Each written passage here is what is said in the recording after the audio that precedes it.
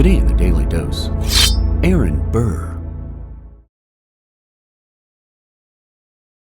Born in 1757 Newark, New Jersey, Aaron Burr enrolled in the College of New Jersey at Princeton at just 13 years of age, before graduating summa cum laude 3 years later.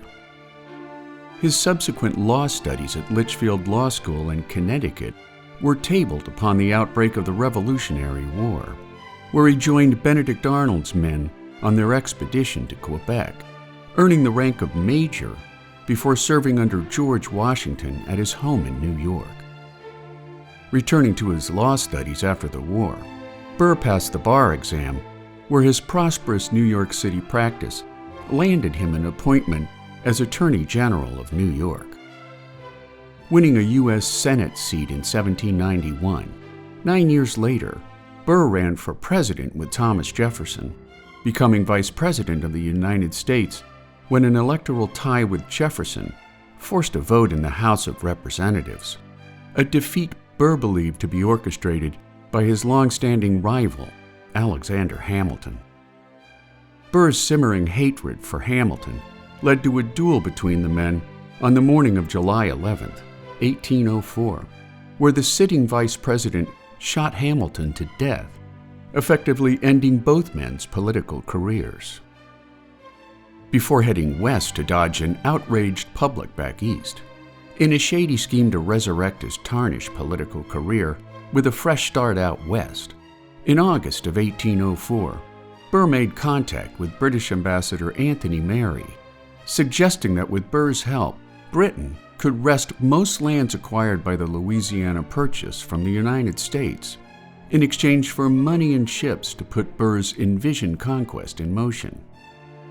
Tried for conspiracy and high misdemeanor after the plot was exposed, Chief Justice John Marshall acquitted Burr of both charges. However, Burr's conspiracy scandal left his political career in worse ruin than before. After spending 4 years abroad attempting to garner support for a revolution in Mexico and several other Spanish colonies, Burr returned home utterly broke, growing dependent upon his friends' financial support before passing away at his cousin's Staten Island home on September 14, 1836, making the life and peculiar politics of Aaron Burr one of the oddest, complex founding fathers in American history.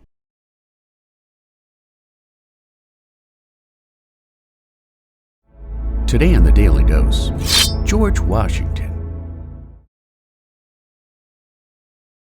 Born in 1732 Virginia, George Washington was homeschooled by tutors on the family plantation until his father passed away when George was only 11. The family's loss forced Washington to assist in the management of the plantation until his adept math skills landed him a job as a surveyor in his teen years, which earned him enough money to buy land of his own.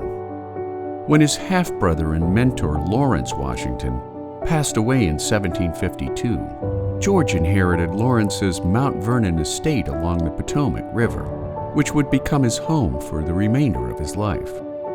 That same year, despite a complete lack of military experience, Washington was made Commander-in-Chief of the Virginia Militia due to his uncanny leadership skills during the French and Indian War, which saw 2 horses shot out from under him, before returning to Mount Vernon with 4 near-miss bullet holes in his overcoat. After resigning his commission to grow Mount Vernon from 2,000 acres into an 8,000-acre mega-complex of 5 working farms, in 1759, Washington married wealthy widow Martha Dandridge Custis before his election to the Virginia House of Burgesses that same year.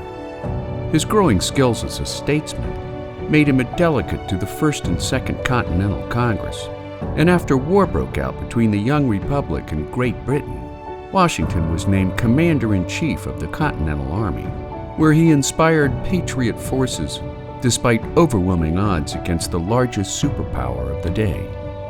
After 8 grueling years of war, Washington's performance at the Battle of Yorktown, the last major engagement of the Revolutionary War, made him a national hero to a war-weary yet victorious young nation.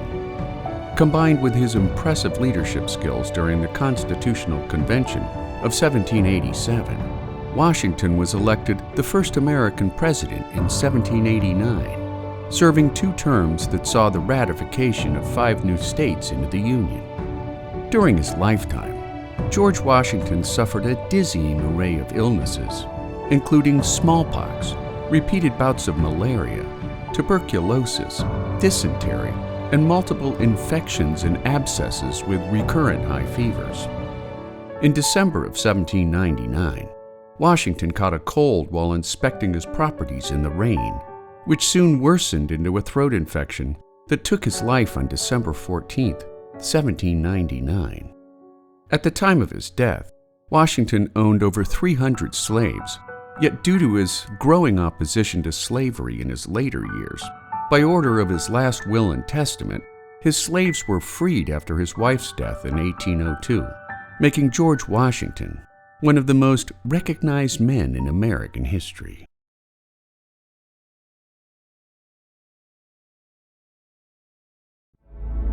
Today on the Daily Dose, John Quincy Adams. Born in 1767, Massachusetts, the first son of John and Abigail Adams, as a boy, John Quincy Adams witnessed the 1775 Battle of Bunker Hill from a rise near his family's farm, later achieving proficiency in 7 foreign languages while studying at several European universities. Completing his education at Harvard, Adams studied law before his admittance to the bar in 1790, setting up a law practice in Boston before his election to the Massachusetts State Senate, followed by the U.S. Senate in 1803.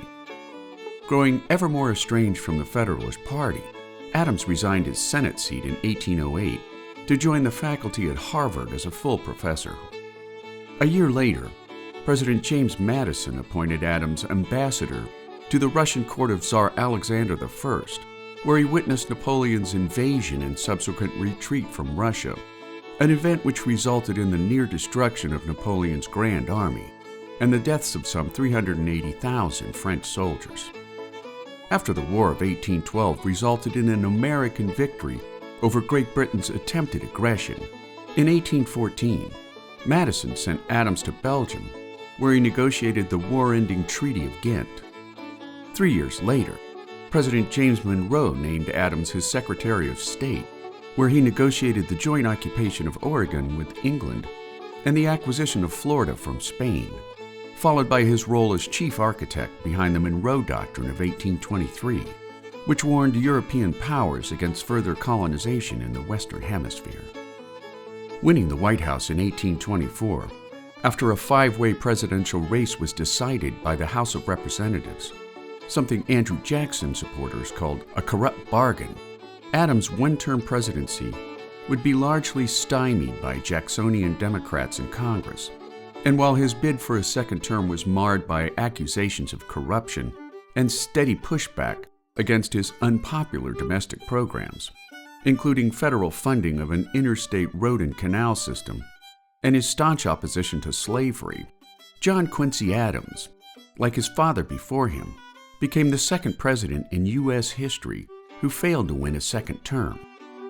Losing to Andrew Jackson in the election of 1828, Adams spent the remainder of his life as a congressman from Massachusetts in the U.S. House of Representatives, earning the nickname Old Man Eloquent before passing away following back-to-back strokes on February 23, 1848, forever cementing John Quincy Adams into the annals of American politics.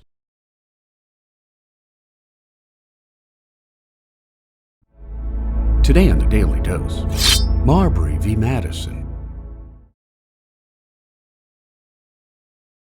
In a case of blatant court packing, 2 months before incoming President Thomas Jefferson was slated to take office, outgoing President John Adams asked his Secretary of State and close advisor John Marshall to fill a vacant seat on the U.S. Supreme Court after Chief Justice Oliver Ellsworth stepped down over health concerns. While such important dual roles in American governance would be seen as a serious conflict of interest in today's world, A week after his nomination by Adams, the U.S. Senate unanimously confirmed Marshall's appointment to the top spot on the Supreme Court, followed by more political court packing when Adams nominated 42 men to serve as justices of the peace just one day before Jefferson's inauguration. Unable to juggle the demands of both jobs effectively, Marshall left 4 commissions unfulfilled, including one belonging to Virginia politician William Marbury. When Jefferson took office, the enraged president instructed his new Secretary of State James Madison to withhold all 4 undelivered commissions.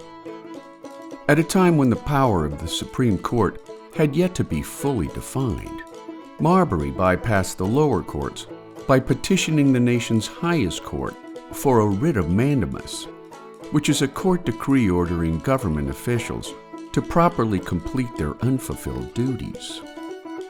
Lacking even a building of its own, on February 10, 1803, the Supreme Court convened in a basement room in the U.S. Capitol, where Attorney General Levi Lincoln Sr.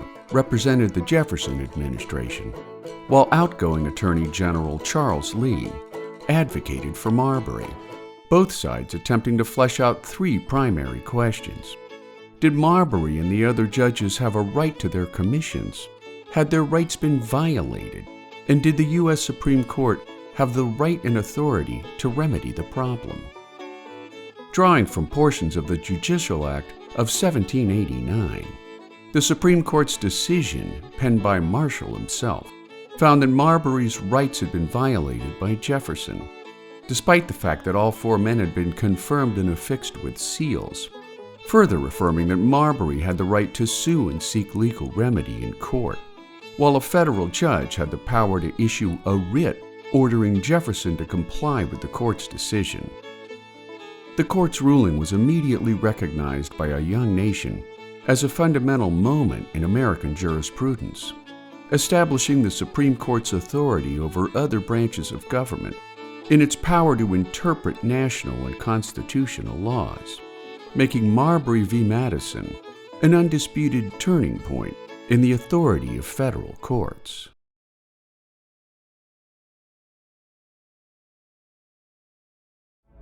Today in the Daily Dose, Shay's Rebellion. During the Revolutionary War, American soldiers received little compensation for their heroism, and when many returned to farming after war's end, by the 1780s, many began to struggle financially under repressive post-war taxation rates intended to pay down federal war-related debts, which were far more punishing than the taxes imposed by the British.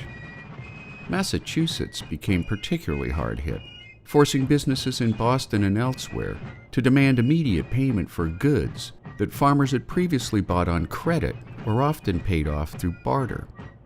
With no currency available to move their crops and pay down their debts, Boston authorities began to arrest delinquent farmers and foreclose on their properties.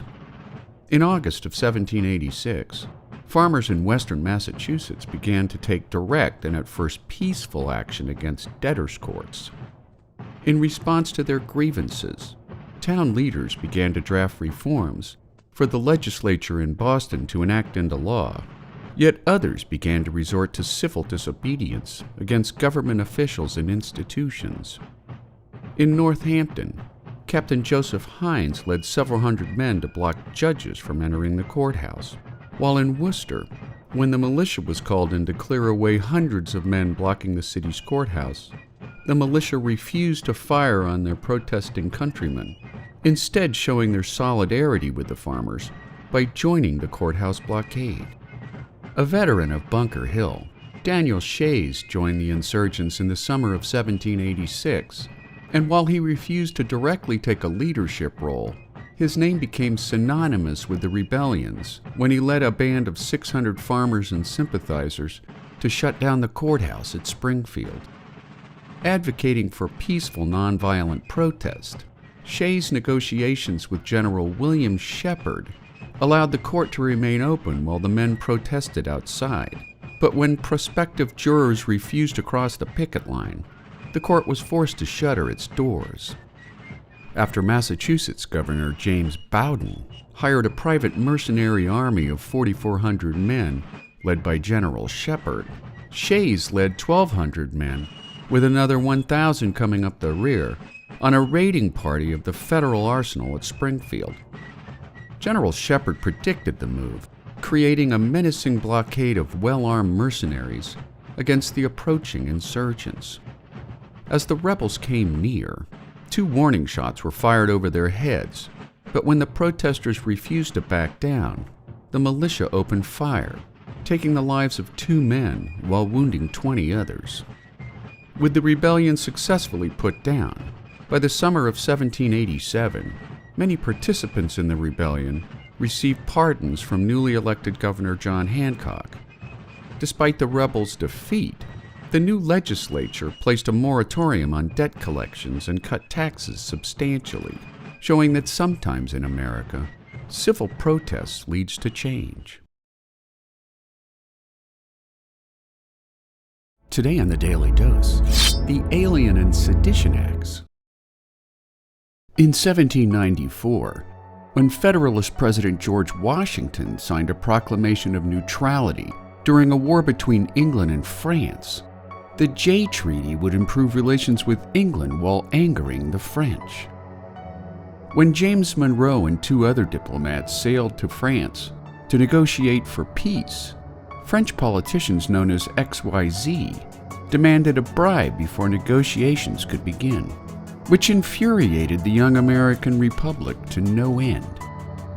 By the time John Adams was sworn in as the 2nd U.S. president in 1796, France had seized more than 300 American ships, leading many to believe or insist that war with France was imminent and unavoidable. Amid mounting fears of enemy spies infiltrating American society, the majority Federalist Party, who supported a strong central government, prevailed over the minority Republican or Jeffersonian Party in passing 4 new laws, which collectively became known as the Alien and Sedition Acts. Since many recent immigrants and new citizens favored the Republicans, and their insistence that power remain with the individual states, Congress passed the Naturalization Act, which increased residency requirements for U.S. citizenship from 5 years to 14. The Alien Enemies Act went on to permit the government to arrest and deport all male citizens of enemy nations in the event of war, while the Alien Friends Act allowed the president to deport any non-citizen suspected of plotting against the government, even if the country was not at war. The Sedition Act, on the other hand, took direct aim at anyone who spoke ill against President Adams or the Federalist-dominated government, effectively muzzling dissent from the Republican side of the aisle. While Republican lawmakers complained that the Sedition Act violated the First Amendment freedom of speech clause in the Constitution, the Federalists pushed the bill through Congress, which was signed into law by Adams on July 14, 1798, with an expiration date set for March 3, 1801, which was the last day of his term in office. By the law's expiration, U.S. federal courts prosecuted no less than 26 individuals under the Sedition Act, nearly all of them editors of Republican newspapers who opposed the Adams administration. The prosecutions fueled fierce debate over the definition and meaning of a free press, as well as the rights that should be afforded to political opposition parties in the United States.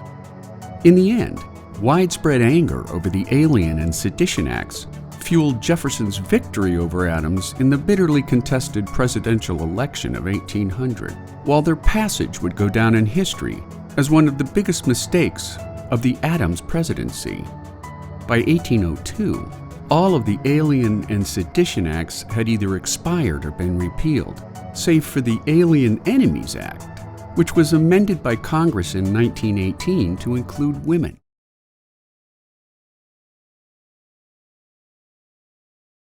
Today on the Daily Dose, the Whiskey Rebellion. During the Revolutionary War, individual states incurred heavy wartime debts, prompting Treasury Secretary Alexander Hamilton to push for a federal takeover of all war-related obligations.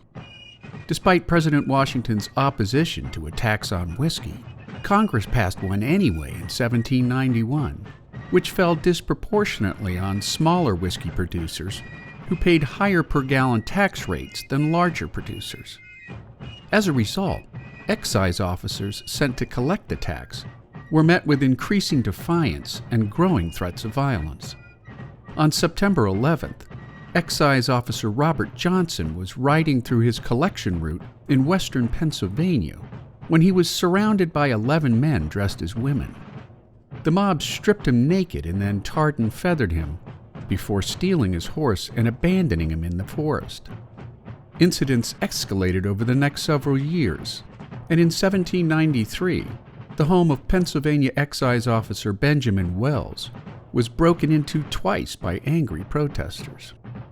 In the summer of 1794, Federal Marshal David Lennox began the process of serving writs to 60 distillers in western Pennsylvania who refused to pay their whiskey taxes. After a July 16th attack on wealthy landowner and tax collector John Neville's home, Neville grabbed a gun and shot at the crowd, striking and killing Oliver Miller. In retaliation, the following day, 700 men marched on Neville's home, and when a 10-man military detachment refused to back down to mob rule, Neville's home and outbuildings were burned to the ground. Less than a week later, 7,000 largely intoxicated whiskey rebels met up at Braddock's Field east of Pittsburgh, where officials quelled the insurrectionists with several gifted barrels of whiskey. After Washington's peace envoy to the region failed, under the auspices of the Militia Acts of 1792, Washington assumed emergency power to assemble more than 12,000 men from the surrounding states and eastern Pennsylvania, commissioning them into a federal militia. The large and well-armed militia marched into western Pennsylvania and was met by angry citizens, yet very little violence. When a countering rebel army failed to appear, the militia rounded up suspected rebels instead, despite the fact that the true rebel instigators had already fled the area. The men were marched to Philadelphia to stand trial, and while only 2 men were found guilty of any treasonous acts, Washington pardoned both men in an attempt to de-escalate tensions caused by the whiskey tax. The federal response to the Whiskey Rebellion was widely believed to be a critical test of federal authority, one that Washington's fledgling government met with success. The whiskey tax that inspired the rebellion remained in effect until 1802, until Republican President Thomas Jefferson repealed the tax for good, claiming that citizen protests and resistance to such a tax made it impossible to collect.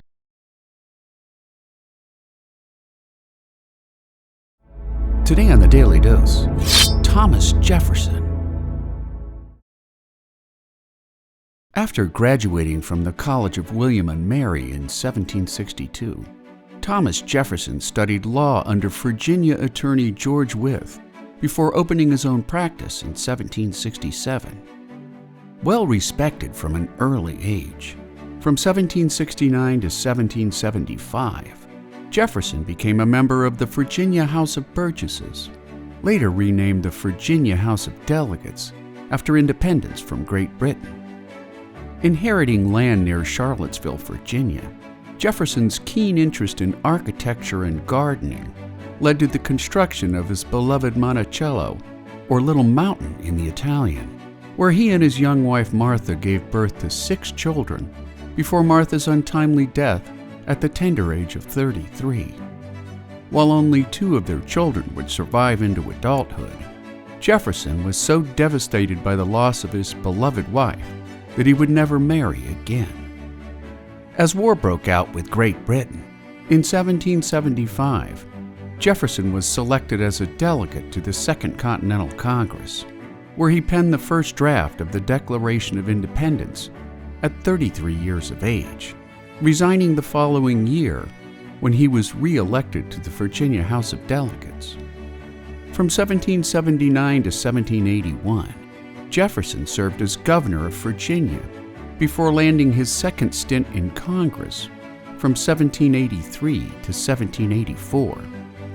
A year later, Jefferson succeeded Benjamin Franklin as U.S. Minister to France, and upon his return to the States in 1789, President George Washington appointed him as the nation's first Secretary of State, where he frequently bucked heads with Secretary of the Treasury and staunch big government Federalist Alexander Hamilton over foreign affairs, interpretations of the Constitution, and the size and authority of the federal government.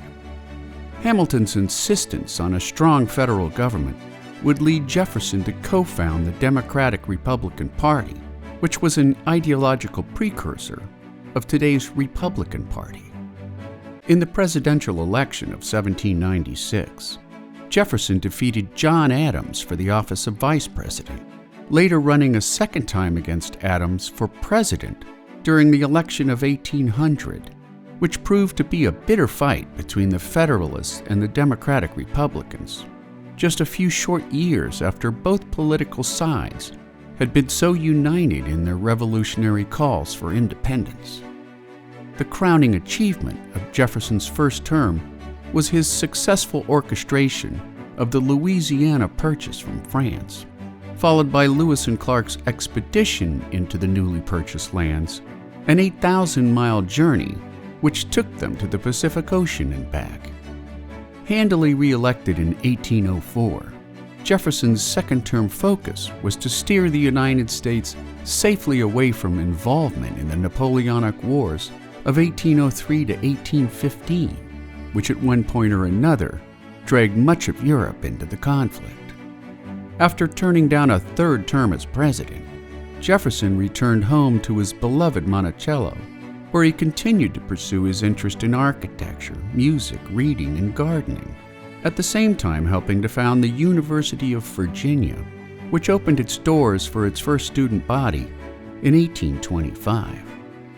After his death on July 4, 1826, 50 years to the day after he signed the Declaration of Independence, his surviving estate was heavily mired in debt due to a lifetime of extravagant spending, which in turn required that his slaves be sold at auction alongside his land holdings, art, and furnishings, forever cementing Thomas Jefferson into the early history of a newly formed nation.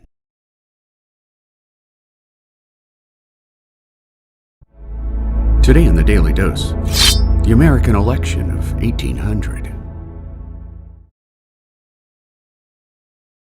After the Constitutional Convention of 1787 established a system of electoral votes to determine which two winning candidates would become president and vice president of the United States, the Founding Fathers soon split into a two-party system based on ideological differences.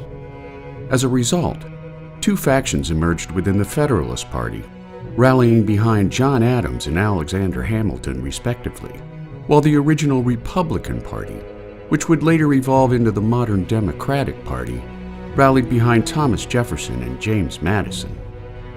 Fearing anarchic spillover during the peak years of the French Revolution, the Federalist-controlled Congress passed the Alien and Sedition Acts, later signed into law by President John Adams, while the Sedition Act in particular soon came to bear mainly against publishers of partisan newspapers who spoke badly about the party and affiliated politicians they opposed.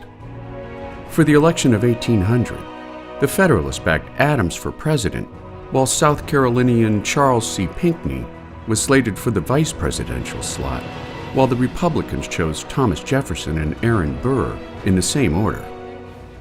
Both sides spared little rhetoric castigating their opponents, the Federalists painting Jefferson as a naive atheist philosopher bent on destroying the Republic, while the Republicans accused the Federalists of attempting to reinstate the same form of monarchic governance that the nation had so recently rid through war with Great Britain.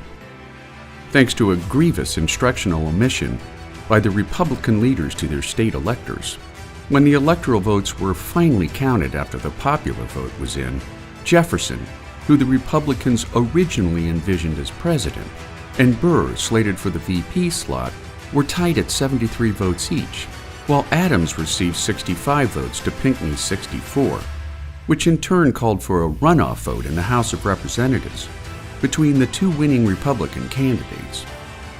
To further complicate the political landscape, the House of Representatives had flipped to the Republicans in the election of 1800, yet the tie-breaking vote would fall on the Federalist-controlled lame duck Congress, who vehemently opposed both Republican candidates. Following 3 rounds of ballot votes and rising partisan tension that nearly spilled over into violence, Thomas Jefferson was named the nation's 3rd sitting president, and despite overwhelming Federalist disappointment, for the first time in American history, the nation witnessed the peaceful transfer of power from one political party to its opponent, beginning a long American tradition that persisted intact until the 2020 presidential election cycle, making the election of 1800 a divisive yet important turning point in the early years of the American Republic. And there you have it, the election of 1800, today on the Daily Dose. If you like learning something new every day, subscribe to the Daily Dose on YouTube or sign up for emails at dailydosenow.com.